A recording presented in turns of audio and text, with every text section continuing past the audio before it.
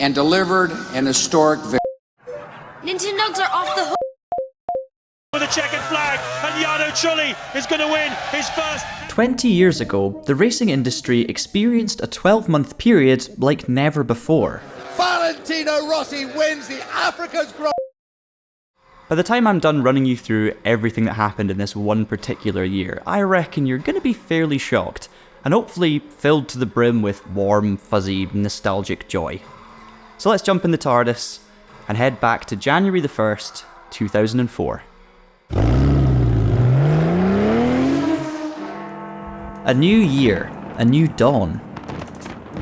After a Christmas period spent playing Midnight Club 2, Outrun 2, Project Gotham Racing 2, F1 Challenge 9902, basically anything ending in 2, it was time to enjoy the fireworks and look ahead to a fresh start, and some New Year's never-to-be-achieved resolutions. The holidays were over, but despite the gloomy weather, for most of us at least, thankfully we didn't have to wait too long for the first new racing game release. This was Destruction Derby Arenas, appearing on the 9th of January for PS2 players.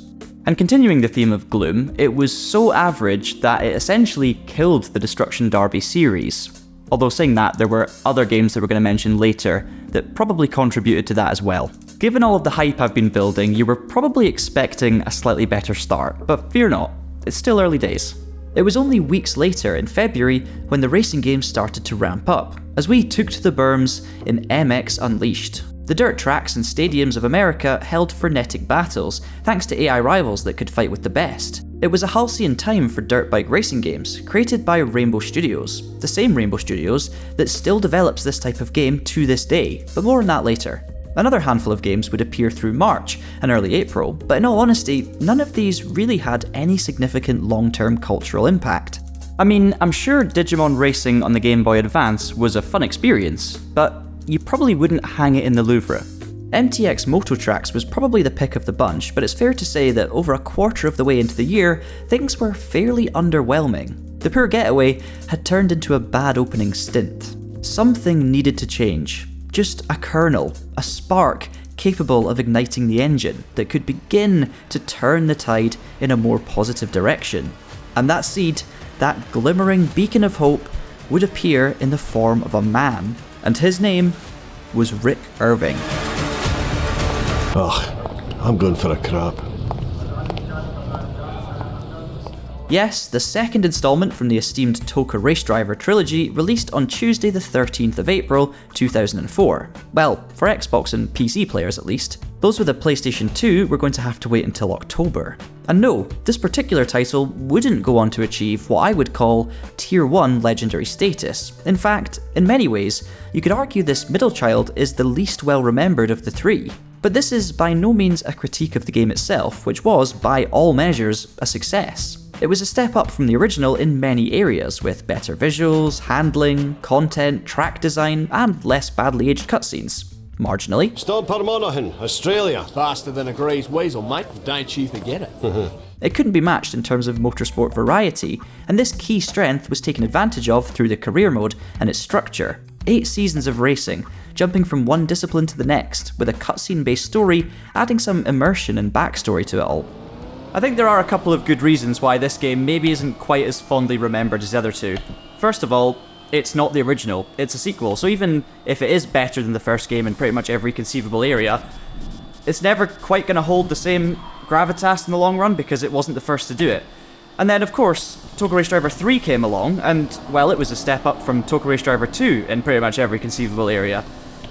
And obviously, Toca Race Driver 3 being the most recent one, that's the one that people are going to come back to and play if they ever do come back to it because, well, it's the best of the three.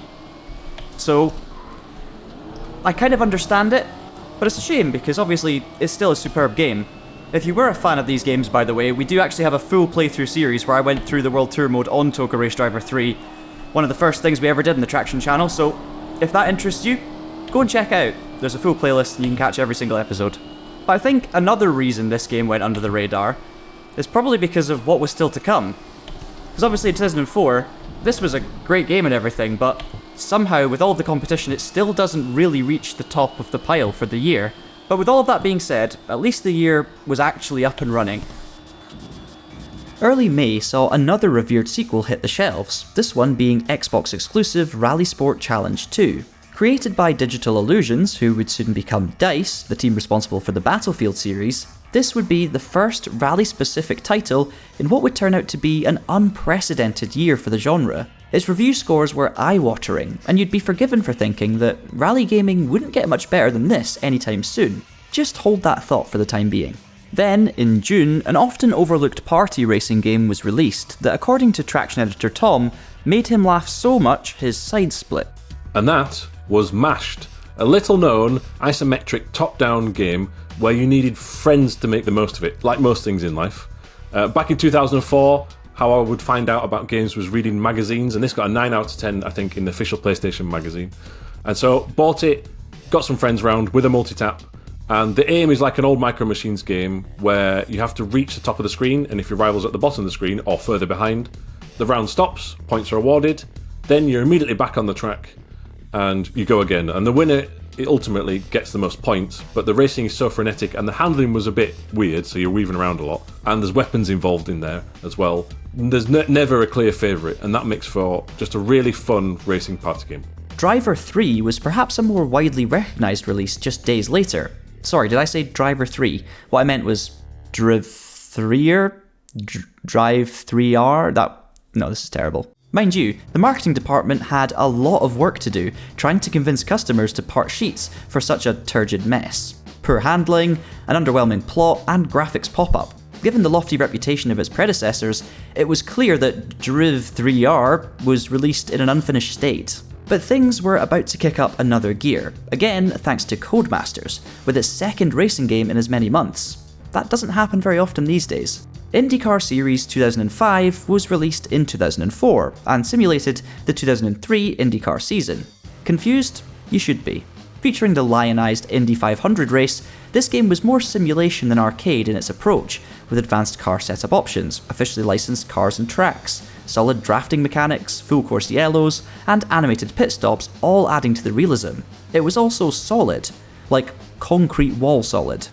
It didn't quite hit the mark in terms of driving feel, however, with all but the most hardcore of IndyCar fans frustrated by its difficulty. Still, at least you could sit back and admire its splendid damage model when things did go wrong.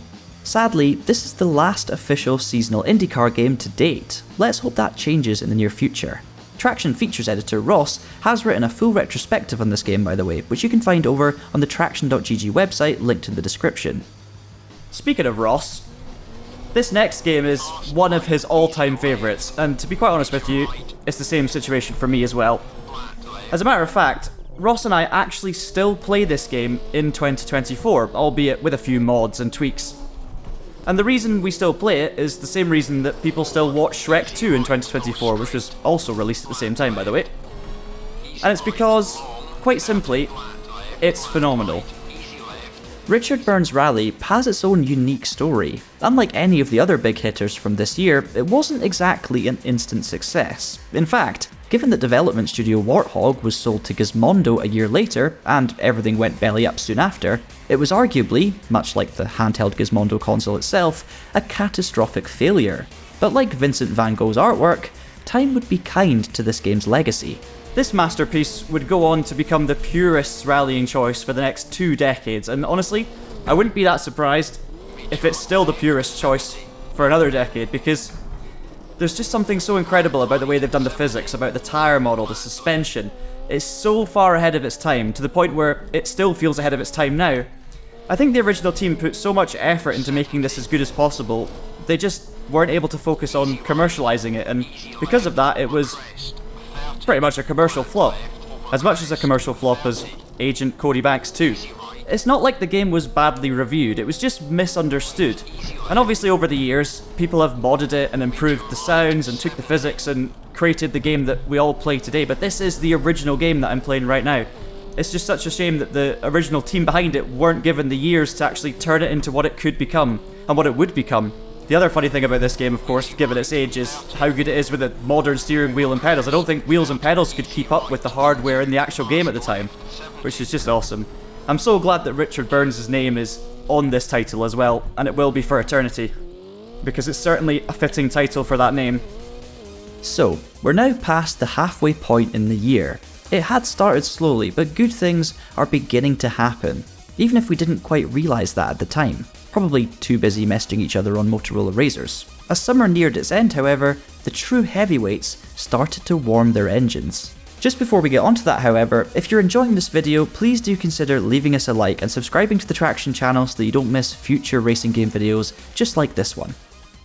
If you're in the market for some new sim racing hardware, then we might have something of interest for you. You can now get a 5% discount on all Asetek SimSport products, whether that's a wheelbase, a steering wheel, pedals, or any other accessories and customization options. Doing this is a win-win because you guys get cheaper hardware and obviously it helps support our channel as well. So if you want to get involved, check out the link in the description down below and use the code TraxionGG before you check out to get that 5% discount. Back to the video. August saw two notable releases, plus Street Racing Syndicate, which, wildly, is still available on Steam. I mean, if Juiced was your sort of thing, I guess?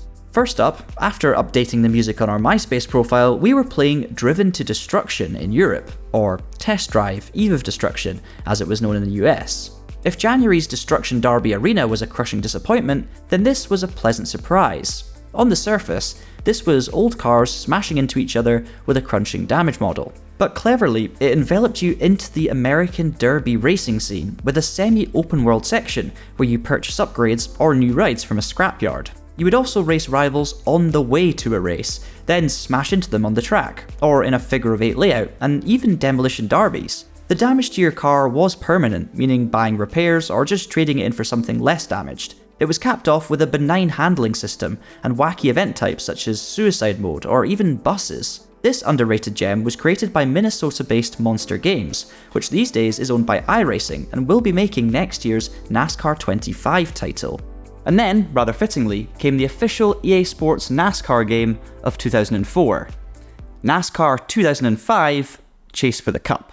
Despite American motorsport continuing to function a full year ahead of itself, it would be remiss of me not to cover this game because in reality, it was spectacular. It might not hold Papyrus's NASCAR Racing 2003 levels of admiration today for the hardcore sim fanbase, but its success came from being a high quality package that was accessible for everyone.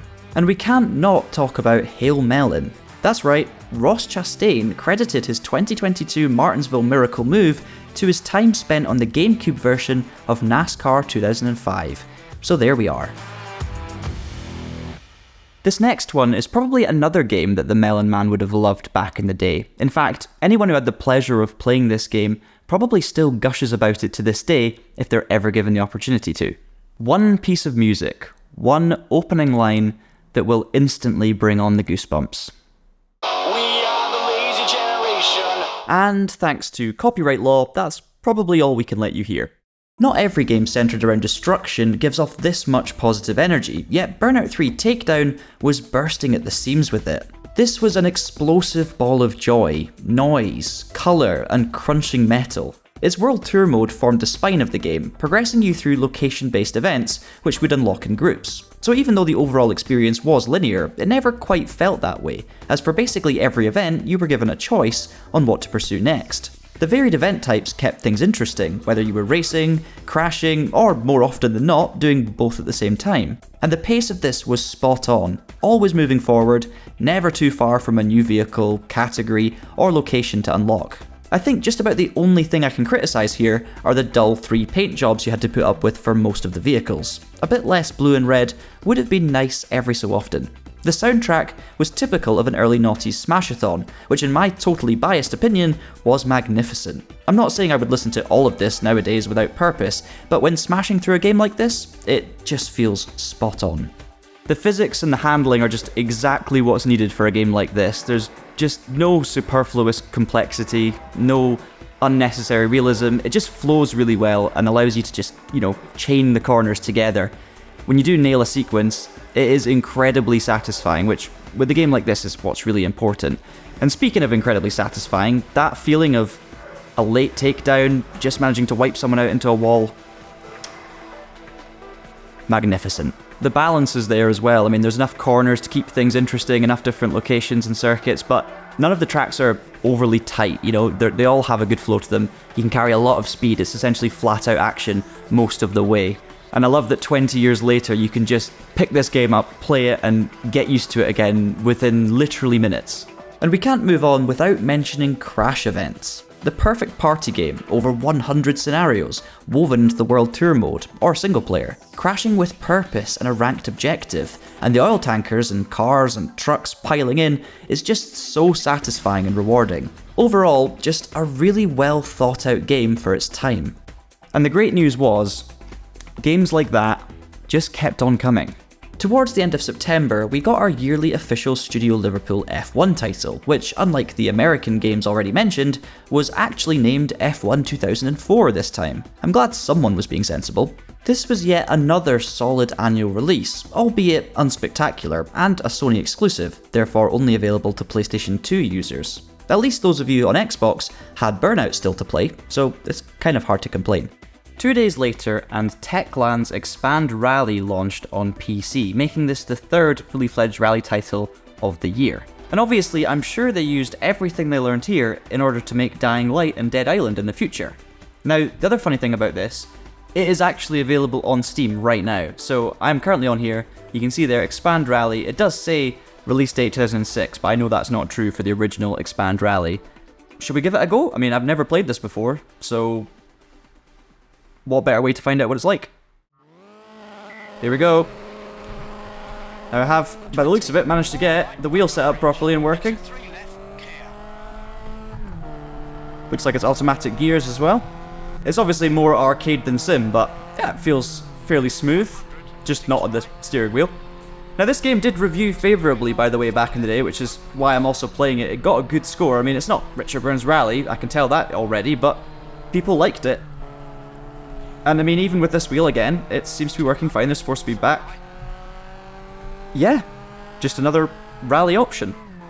We only had a 4-day wait until another rally game, and this was yet another heavyweight in the shape of Colin McRae Rally 2005. A personal favourite of mine at the time, this was now Codemaster's third high-quality racing game in 5 months. Do you think we'll ever see something this prolific again? I certainly don't. And because there just simply weren't enough rally options available on the market, Evolution Studios' WRC 4 appeared in October as a PlayStation exclusive, this being the officially licensed game of the FIA World Rally Championship.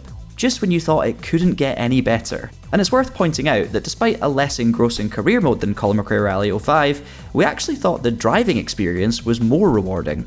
So just to emphasise, that's 5 fully fledged rally releases in the year, including an official Colin McRae Rally title, the official WRC game of the World Rally Championship, 2 niche indie rally games that are pretty damn good, and then arguably the greatest rallying physics engine of all time, which funnily enough was probably the lowest rated of the 5 when it first launched.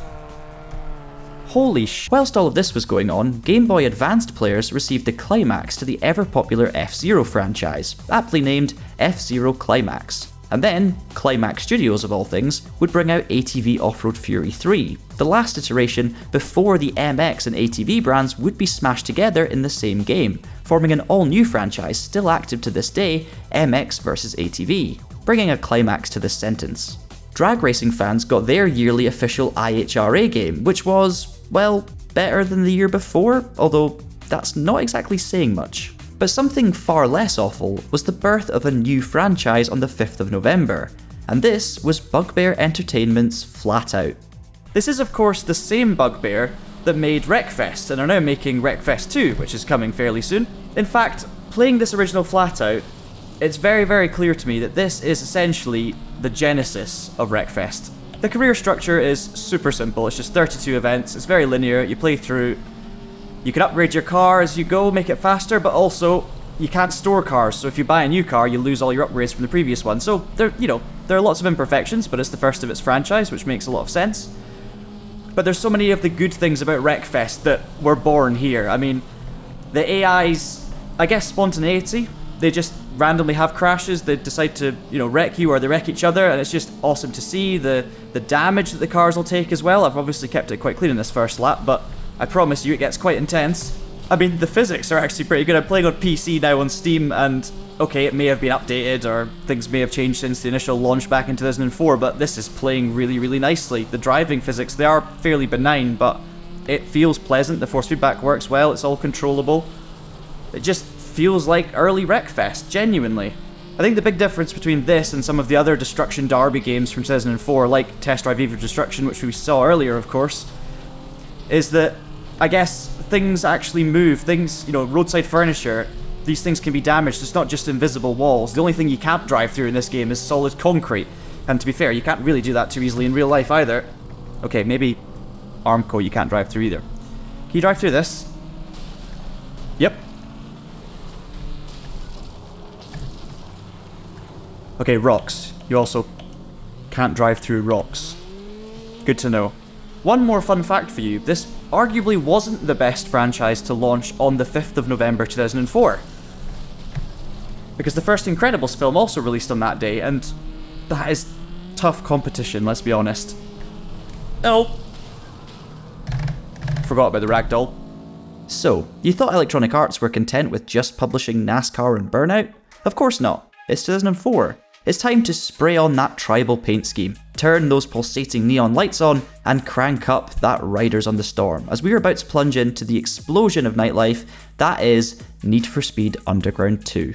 The story unravels in the shape of a comic book with voice acting, in-game cutscenes, and animated panels. After making a name for yourself in Olympic City, you're contacted by someone unknown on a video call, akin to a Pimp My Ride-esque in-car modification. He forces you to join his posse, tells you to meet up at a specified location, and the protagonist obliges. Whilst travelling, the character mysteriously crashes, which then cuts to the unknown person with a snake tattoo in the phone, and look, no one cared about the story. We just wanted to let out our inner chav by speeding through the city at 150 miles an hour in our custom Peugeot 206 that featured the most hideous paint scheme known to mankind, alongside suicide doors, spinners that would revolve for years, and large bottles of nitrous. For boosting, that is.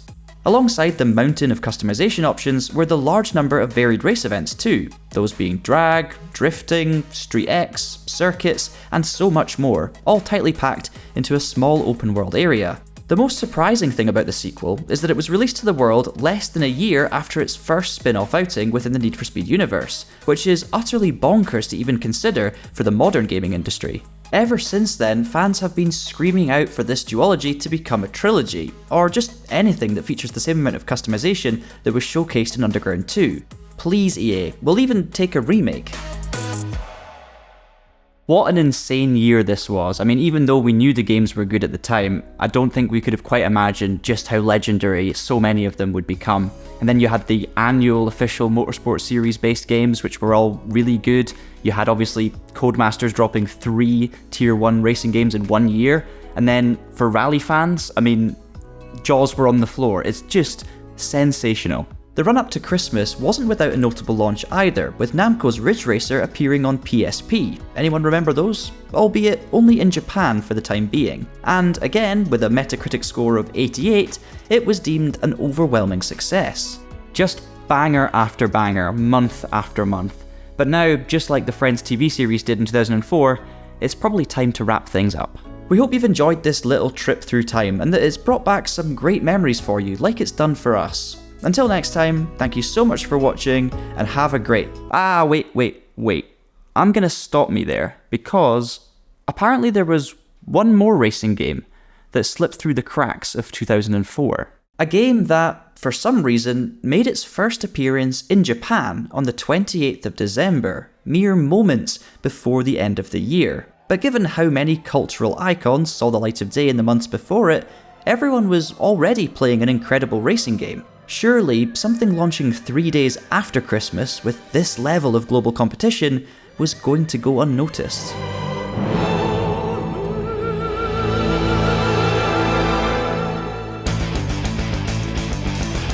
Yep, that's right. For most, one of the greatest racing games ever made. For me personally, the greatest racing game ever made. The Bohemian Rhapsody that was Gran Turismo 4. Asking me why I think this game is great is a little bit like asking Gordon Murray how he and his team designed the McLaren F1? If you want an answer, it's probably going to take a while. Maybe one day I'll do a full-length video on this subject in particular, but having said all of that, I'm fully aware that this is by no means the perfect racing game, far from it. I don't think anything ever can be. For starters, a maximum of 5 AI opponents, random imbalance of certain prize cars, that near impossible VX220 series, a lack of proper car damage, or dynamic weather. But despite all of this, it just had a bit of magic woven throughout. Packed full of content from every corner of the automotive world, this game was a grind that you couldn't get enough of. The pacing spectacular, the challenge brutal, and surprises around every single corner. The excitement of that 10-second wait, having just won a championship, to see which car you'd be taking home is rarely matched in modern gaming. And yes, of course, much of this is down to personal nostalgia. I am fully aware of that. I mean, I was a kid when I was first playing this game, and I'm sure many of you would have been too. And obviously, nothing comes close to when you try things for the first time as a kid. The excitement levels just aren't the same. I mean, I sleep much better on Christmas Eve now than I did when I was 10. But that doesn't really take anything away from the fact that all of these early Gran Turismo titles, obviously for me, Gran Turismo 4 in particular, for others maybe it's Gran Turismo 2, but all of these games just capture the essence of car culture beautifully. So with that, the greatest ever year for racing games reached its conclusion. And we want to know which of these gems is your favourite. Maybe even a little ranking in the comments, and we'll be sure to take a look and contribute ourselves. If you've enjoyed this video, leave us a like and be sure to subscribe to this Traxion channel so that you don't miss any other nostalgia trips in future. In those 20 years since, racing games have moved on tremendously, to the point where many can't tell the difference between a real racing photo and one from a video game. We have realistic physics 12-year-old me wouldn't have thought were possible, countless accessible online communities, and sim racing hardware that literally outshines the thing it's based on. But despite all of this, I stand by the fact that for racing games as a whole, there has never been a better year than 2004. Here's hoping that one day, that statement is no longer true.